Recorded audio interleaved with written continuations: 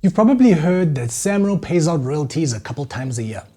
But how those royalties get calculated, processed, and distributed is a lot deeper than most people think. In this video, I'm going behind the scenes to explain how SAMRO distributions actually work, what happens to your music once it's played in public, and why sometimes your royalties take 12 to 18 months to show up. Let's start from the top. First, it starts with public usage. Whether it's a radio play, a TV sync, background music, in a retail store, or even a live performance, any public use of your music can generate royalties, but only if it's tracked and licensed. Broadcasters and venues are required to submit usage logs to SAMRO. This is called cue sheets or music usage reports.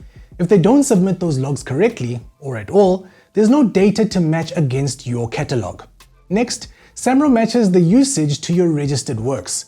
Once SAMRO receives the usage reports, it tries to match each entry to a registered work in the system. This is why your notification of works entry needs to be perfect. Title, duration, ownership splits, and ISRCs if possible. If anything's off, your work might land in the undocumented works pool. That means the music was used, but they don't know who to pay. This is one of the biggest causes of delay or missing royalties. Next, royalties are categorized into distribution pools. SAMRO splits royalty income into specific categories, each with its own rules and payment timelines. There are 29 different distribution types according to the 2024 report, but here are the big ones: radio in general, television, live performances, foreign royalties, mobile and internet transmission or MIT, and each one runs on its own timeline. Next, SAMRO calculates the usage weight. Not all plays are created equal. A 30-second sync on SABC1 in prime time might earn way more than a full track played on a small radio station.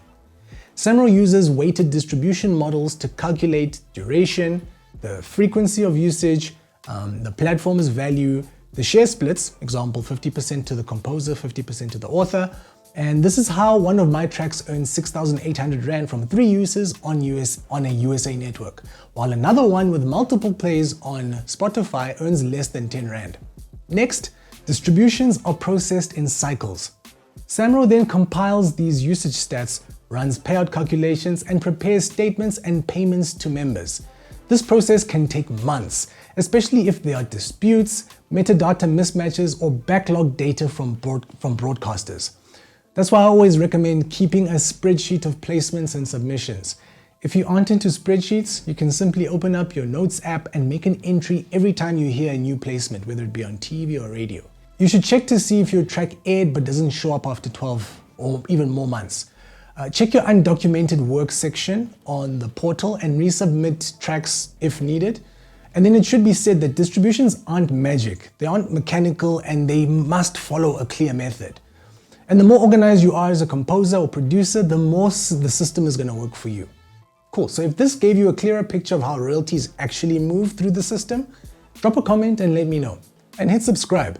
I'm building a full library on SAMRO, sync licensing, and freelance royalties for South African creators who want to stop guessing and start earning. Peace.